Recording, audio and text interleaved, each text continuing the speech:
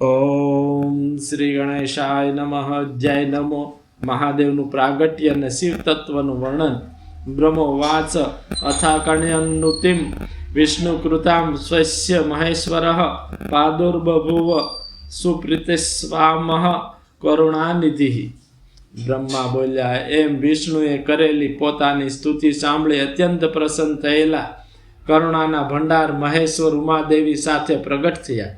તે 5 ઉખવાળા 3 નેત્રવાળા, કપાળમાં ચંદ્રને મસ્તકે જટા ધારણ કરનાર, ઉજ્જવળ વર્ણવાળા, વિશાળ નેત્રોવાળા, ભસ્મથી લેપેલા શરીરવાળા, 10 હાથવાળા, કાળા કંઠવાળા, સર્વ આભૂષણોથી શોભતા, સર્વ અંગથી સુંદર અને લલાટમાં ભસ્મના ત્રિપુંડથી યુક્ત હતા એવા તે પરમેશ્વર દેવને શક્તિ સહિત જોઈ વિષ્ણુમાં ફરી મારી સાથે રહી પ્રિય વાણીથી તેમની સ્તુતિ કરી. પછી પ્રસન્ન ચિત્તવાળા તે મહેશ્વર શંકરે દયા કરીને શ્વાસ દ્વારા વિષ્ણુ ભગવાનને પ્રથમ વેદ અર્પણ કર્યો અને પછી રહસ્ય રૂપ જ્ઞાન આપ્યું. તેમજ હે મુનિ, તે પરમાત્માએ કૃપા કરી મને પણ વેદ અને જ્ઞાન આપ્યા.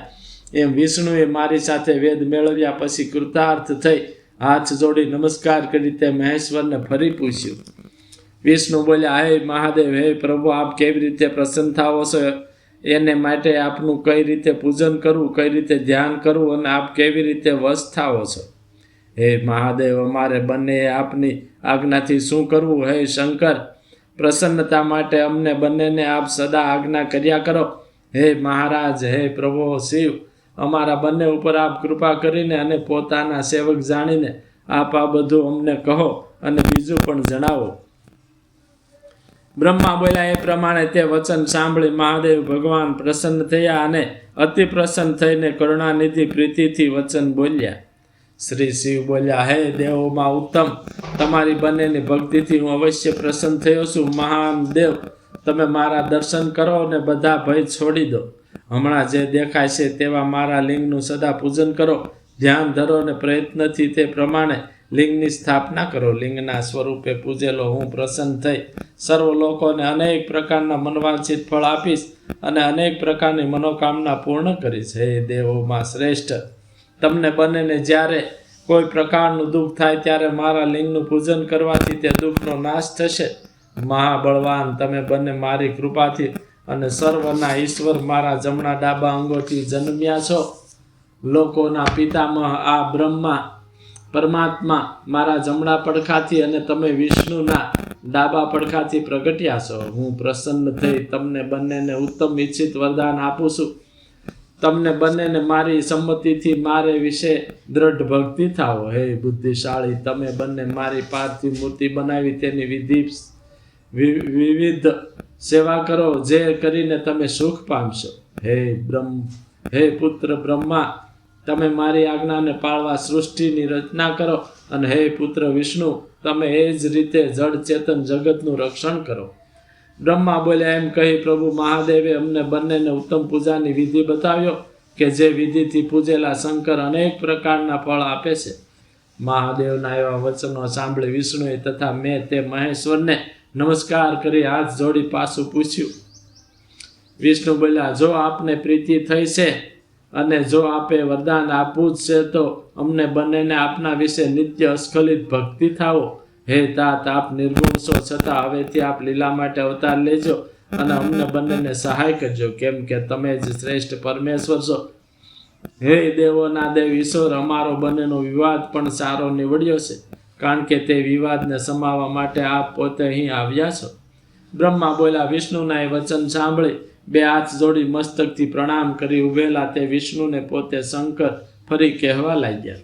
શ્રી મહેશ્વર બોલ્યા, હું નિર્ગુણ નિર્વિકારી સચ્ચિદાનંદ સ્વરૂપ પરબ્રહ્મ છું, છતાં સગુણ થઈ પ્રલય પાલન અને સૃષ્ટિનો કરતા થાવ છું.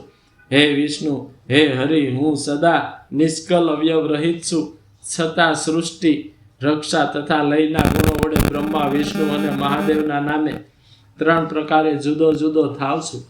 હે વિષ્ણુ, તમે અને બ્રહ્માએ મારા અવતાર માટે જે પ્રાર્થના કરી છે તેને હું સત્ય કરીશ, કારણ કે હું ભક્તો પર પ્રેમવાળો છું. હે બ્રહ્મા, તમારા અંગથી મારું આવું શ્રેષ્ઠ રૂપ પ્રકટ થશે જે લોકોમાં રુદ્ર નામે કહેવાશે. તે મારો અંશ હોવાથી તેનું સામર્થ્ય મારા કરતાં ઓછું નહીં જ હોય. જે હું છું તે જે રુદ્ર છે, પૂજા વિધિના પ્રકારથી તેમાં કોઈ ભેદ નહીં રહે. જેમ સૂર્યાદિ જ્યોતિને જળ આદિનો સંગ થવા છતાં તેમનો સ્પર્શ થતો નથી, તેમ મને નિર્ગુણને પણ કોઈનો સંયોગ થવાથી કંઈ બંધન થતું નથી. હે મહામુનિ, એ રુદ્ર પણ મારું શિવનું જ સ્વરૂપ છે. એ રુદ્ર પણ શિવ જેવા જ છે. તેમાં કોઈ જાતનો ભેદ માનવો નહીં. ખરી રીતે એક જ સ્વરૂપ છે. બે પ્રકારે જુદું જુદું જગતમાં થયું છે, માટે શિવ અને રુદ્રમાં કોઈ જાતનો ભેદ માનવો નહીં. હે દેવ, જેમ સોનું એક જ વસ્તુ છે, તેના આભૂષણો તરીકે ભેદ થતાં પણ તેનું વસ્તુપણું જતું નથી. તે કેવળ નામનો જ ભેદ છે, વસ્તુનો ભેદ નથી. તેમજ જેમ એક જ માટીના અનેક પાત્રો બને છે, ત્યારે પણ કેવળ નામનો જ ભેદ થાય છે, પણ વસ્તુ માટી તરીકે તો તે ભેદ છે જ નહીં. એ જ રીતે દરેક કારણના કાર્ય થતાં નામથી જ ભેદ થાય છે. મૂળ કારણનો સંબંધ તો એ જ સ્થિતિમાં રહે છે. તેના ઘણા દ્રષ્ટાંત હયાત છે. આ વાત નિર્મળ જ્ઞાન ધરાવનાર શ્રેષ્ઠ પંડિતો તથા દેવો સમજી શકે છે. એમ તમારે બંને પણ સમજીને ભેદનું કારણ જોવું નહીં. મારું માનવું છે કે વસ્તુ જેવું જે કંઈ દ્રશ્ય પદાર્થ છે તે શિવ સ્વરૂપ જ છે. હું, તમે, વિષ્ણુ, બ્રહ્મા અને જે આ રુદ્ર પ્રગટ થશે તેઓ એક રૂપ જ છે. તેમાં ભેદ નથી. છતાં જો ભેદ માનશો તો બંધન થશે. આમ છે તો પણ સારું. શિવ સ્વરૂપ સનાતન અને સર્વકાળે મૂળ કારણ કહેવાય છે. વળી તે સત્ય સ્વરૂપ જ્ઞાનમય અને અનંત છે. એમ જાણી મૂળ તત્વરૂપે તેનું જ મનથી સદા ધ્યાન કરવું. હે બ્રહ્મન, વળી જે ગુપ્ત વાત હું તમને જણાવું છું તે તમે સાંભળો. તમે બંને પ્રકૃતિથી પ્રગટ્યા છો, પણ એ રુદ્ર પ્રકૃતિથી પ્રકટ થતા નથી.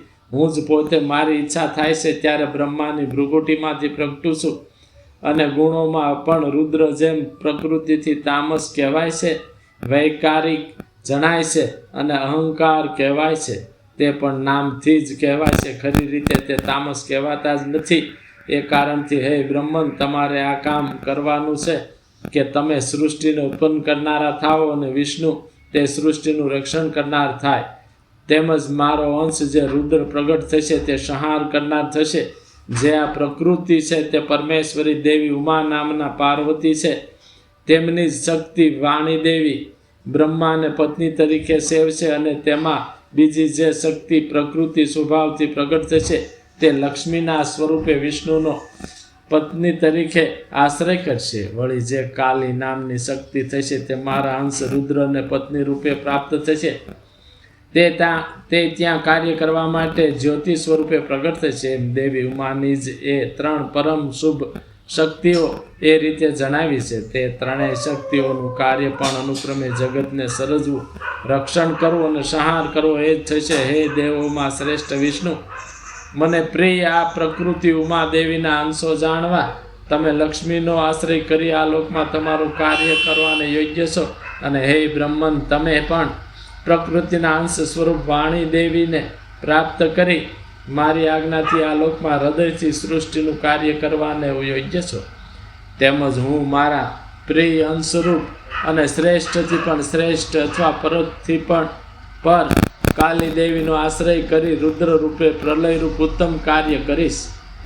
4 વર્ણમય જે લોકો છે તે સર્વ આશ્રમોથી જ સ્થિર થશે. તે લોકને તેમજ બીજા અનેક પ્રકારના કાર્યોને કરી તમે બંને સુખ પામશો. હે વિષ્ણુ, તમે જ્ઞાન તથા વિજ્ઞાનથી યુક્ત થઈ લોકોનું હિત કરનાર થશો. મારી આજ્ઞાથી હવે તમે આ લોકમાં મુક્તિ આપનાર થાઓ, અને મારા દર્શનથી જે ફળ થાય છે તે જ ફળ તમારા દર્શનથી પણ થશે. એ પ્રમાણે આજે હું તમને વરદાન આપું છું તે ખરેખર સત્ય છે, એમાં શંકા નથી. વિષ્ણુ મારા હૃદયમાં અને હું વિષ્ણુના હૃદયમાં છું. અમારા બંનેમાં જે ભેદ જાણે છે તે મારા મનને જાણતો નથી, કારણ કે વિષ્ણુ મારા ડાબા અંગથી અને બ્રહ્મા જમણા અંગથી પ્રગટ થયા છે. તેમજ મહાપ્રલયને કરનાર તે વિશ્વ સ્વરૂપ રુદ્ર મારા હૃદયથી પ્રગટ થયા છે. હે વિષ્ણુ, હું જ બ્રહ્મા, વિષ્ણુ અને રુદ્રના નામે ત્રણેય પ્રકારે રહ્યો છું. રજસ, સત્વ તથા તમસ એ 3 ગુણોથી હું જ સૃષ્ટિ, સ્થિતિ અને પ્રલયરૂપ કાર્યો કરું છું. છતાં સાક્ષાત શિવ રૂપે તો હું પ્રકૃતિથી, તેના ગુણોથી અને પુરુષ જીવાત્માથી પર છું. હું જ પરબ્રહ્મ, અદ્વિતીય, નિત્ય, અનંત, પૂર્ણ તથા નિરંજન છું. આ વિષ્ણુ અંદર તમોગુણને તથા બહાર સત્વગુણને ધારણ કરી ત્રણેય જગતનું પાલન કરે છે, અને રુદ્ર બહાર તમોગુણ અને અંદર સત્વગુણ રાખી ત્રણેય જગતનો સંહાર કરે છે, અને બહાર તેમજ અંદર રજોગુણને ધારણ કરી બ્રહ્મા ત્રણેય જગતની સૃષ્ટિ કરે છે. એમ ત્રણ દેવોમાં તે ત્રણેય ગુણો રહે છે, પણ હું શિવ તો ત્રણેય ગુણોથી રહિત જ છું.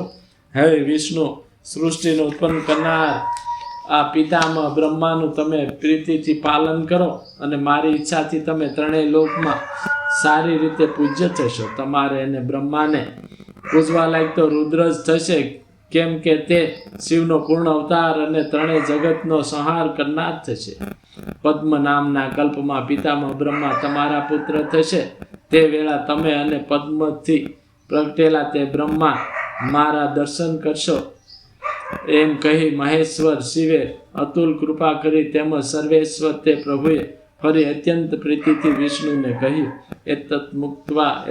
એવં મુક્ત્વા મહેશાન કૃપામ કૃત્વા તુલામ હરઃ પુનઃ પ્રોવાચ સુપ્રીત્યા વિષ્ણુમ સર્વેશ્વરઃ પ્રભુઃ. ઇતિ શ્રી શિવ મહાપુરાણમાં બીજી રુદ્ર સંહિતામાં પ્રથમ ખંડમાં સૃષ્ટિના ઉપાખ્યાનમાં શિવ તત્વનું વર્ણન નામનો 9મો અધ્યાય સમાપ્ત. બોલ મહાદેવની જય.